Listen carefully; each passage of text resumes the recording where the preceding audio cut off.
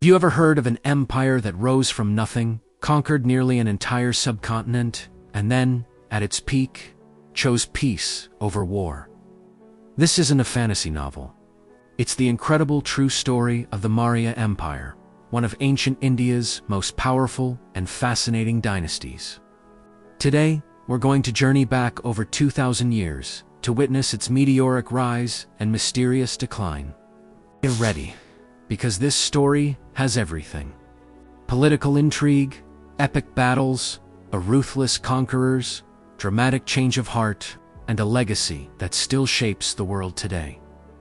Our story begins around 322 BCE. The Indian subcontinent was a patchwork of squabbling kingdoms. In the north, the powerful but unpopular Nanda dynasty ruled the kingdom of Magadha. But change was on the horizon. A brilliant, ambitious young man named Chandragupta Maurya, guided by his shrewd mentor, the philosopher and strategist Chanakya, saw an opportunity. Chanakya, also known as Kautilya, was a master of statecraft.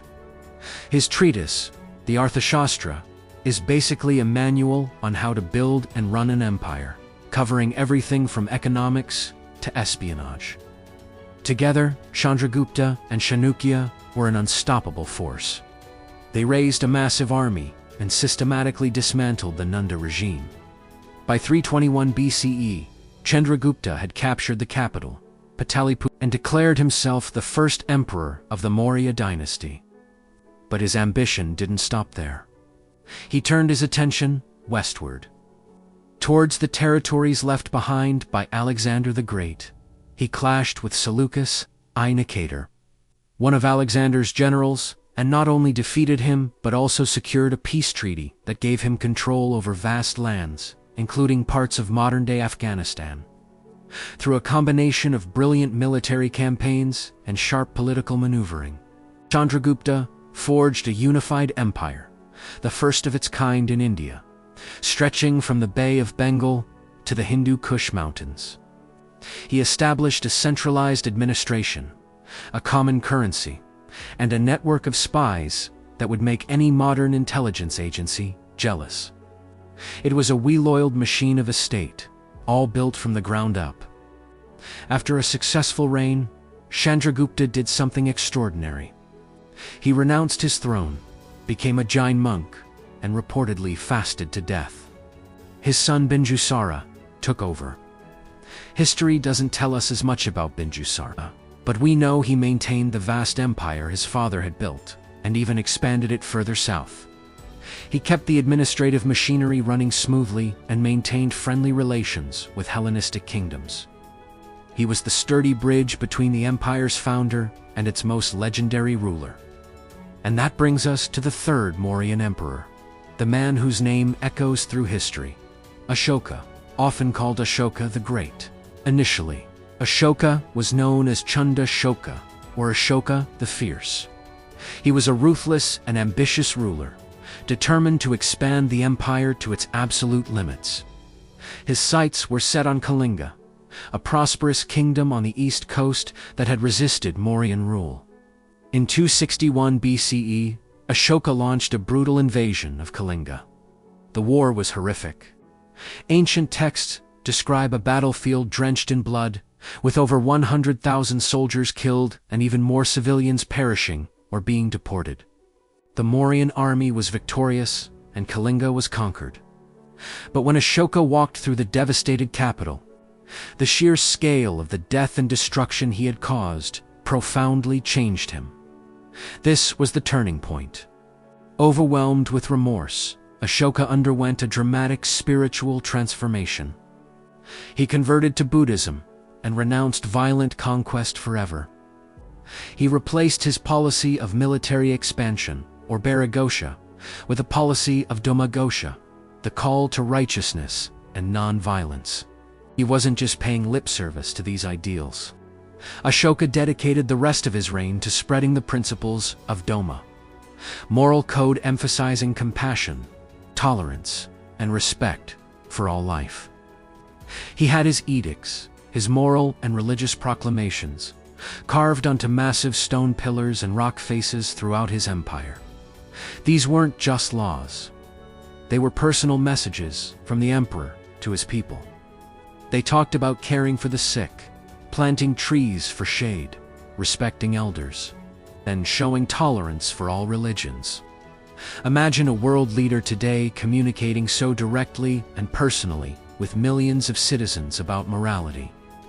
He sent Buddhist missionaries to faraway lands like Sri Lanka, Southeast Asia, and even the Middle East, transforming Buddhism from a local Indian faith into a major world religion. He built thousands of stupas and monasteries and focused on public welfare, establishing hospitals for both people and animals. Under Ashoka, the Maurya Empire reached its greatest geographical extent and, more importantly, its moral zenith. So, with such a powerful foundation and a legacy of enlightened rule, how did this colossal empire fall apart? The decline of the Maurya Empire is as dramatic as its rise, and historians still debate the exact causes. The fall was onto a single event, but a slow unraveling that began almost immediately after. Ashoka's death in 232 BCE, one major theory points to the very policies that made Ashoka great. His emphasis on non-violence may have weakened the empire's military might. While noble, a pacifist policy might have left the vast frontiers vulnerable, military readiness declined, and the warrior spirit that had forged the empire began to fade. Another significant factor was economic strain. Maintaining a massive standing army, a huge bureaucracy, and funding extensive public works and religious missions cost a fortune. After Ashoka, his successors may have struggled to keep the imperial treasury full, possibly leading to heavy taxation and debasement of the currency, which would have caused widespread economic discontent. Then there was the problem of succession. Ashoka was followed by a series of weaker rulers who lacked his vision and administrative skill. The empire was so centralized around the emperor that without a strong leader at the helm, the whole structure began to wobble. Local governors and provincial leaders, who had once been kept in check, started to assert their independence. The empire began to fracture from within. Finally, about 50 years after Ashoka's death, the end came swiftly. In 185 BCE, the last Mauryan emperor, Brihadrata, was inspecting his troops. In a shocking act of betrayal, his own commander-in-chief, a general named Pushyamitra Shunga, assassinated him in broad daylight in front of the entire army. Pushyamitra then seized the throne and established the Shunga dynasty, bringing the 140-year reign of the Mauryas to an abrupt and violent end. The Maurya Empire was gone, but its legacy is immeasurable. It gave India its first great period of unification, a template for centralized government, and a rich cultural heritage. The lion capital of Ashoka, from one of his pillars, is now the official emblem of modern India, a symbol of its ancient past and enduring ideals. And the story of Ashoka's transformation from a ruthless conqueror to a messenger of peace remains one of the most powerful tales of personal change in human history. It reminds us that even the most powerful empires are fragile, and that true greatness is measured not by the lands you conquer, but by the compassion you show. What do you think was the main reason for the empire's fall?